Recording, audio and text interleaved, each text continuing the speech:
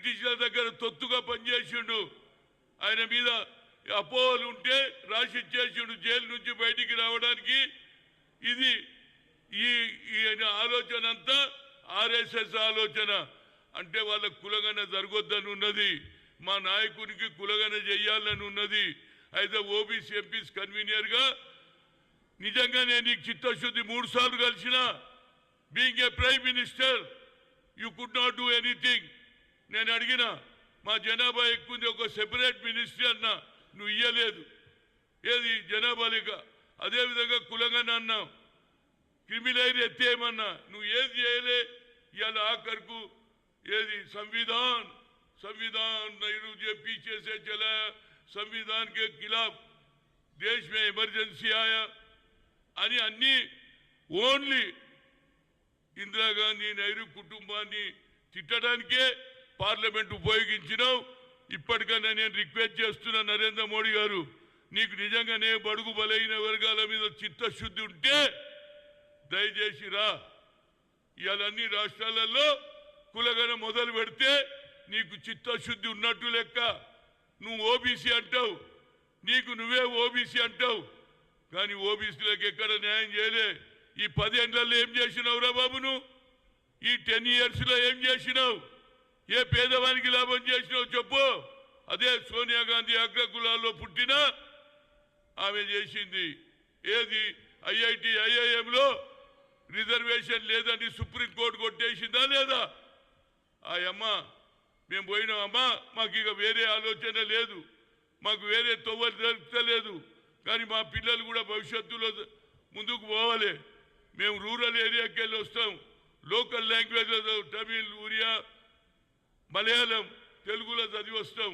కానీ talent is not anybody's property, God has given. But నీవు ఒక ఆపర్చునిటీ అంటే ఏం చేయాలన్నది. మన్మోహన్ సింగ్ చెప్పమంటే మన్మోహన్ సింగ్ చెప్తే పార్లమెంట్లో బిల్లు పెడితే ఐఐటి ఐఐఎంలో రిజర్వేషన్ వచ్చిందా లేదా?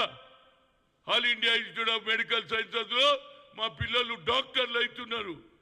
అగ్ర కులాల్లో పుట్టిన ఇందిరాగాంధీ మొదలు పెడితే, నెహ్రూ మొదలు పెడితే, సోనియా గాంధీ మొదలు పెడితే, ఇవాళ రాహుల్ గాంధీ, రాజీవ్ గాంధీ వరకు బడుగు బలహీన వర్గాల గురించి ఆలోచన చేసే రక్తం వాళ్ళది.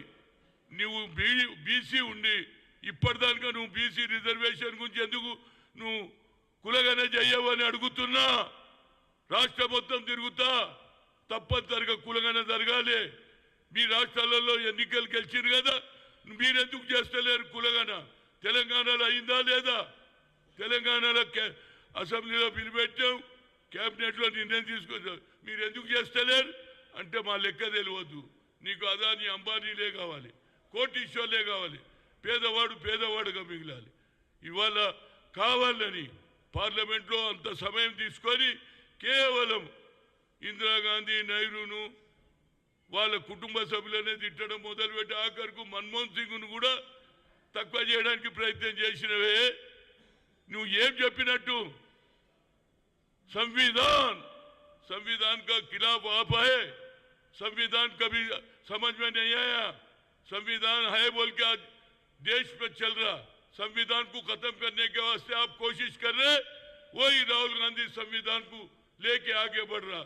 तो मेरा मतलब है अभी भी समय है, जो जो स्टेटों में तुम्हारी सरकार है वो सरकार का कैश वाइज सेंसस शुरू करो। जितना लोग हैं, गरीब लोग हैं, उनका हिसाब ही नहीं है। सिर्फ अमीरों का हिसाब रहता तुम्हारे पास, अदानी अंबानी का।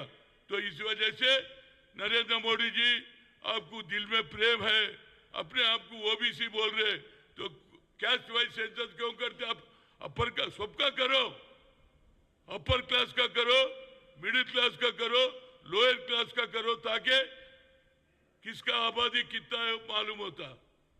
उस लिहाज से आने वाले दिनों में पंचायत नगर पालिका में हमारा रिजर्वेशन बढ़ेगा।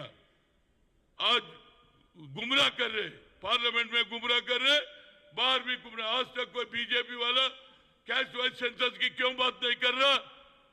उनको आदेश है मोहन भगत से कोई नहीं बात करना, कैस्ट वाइज नहीं करना।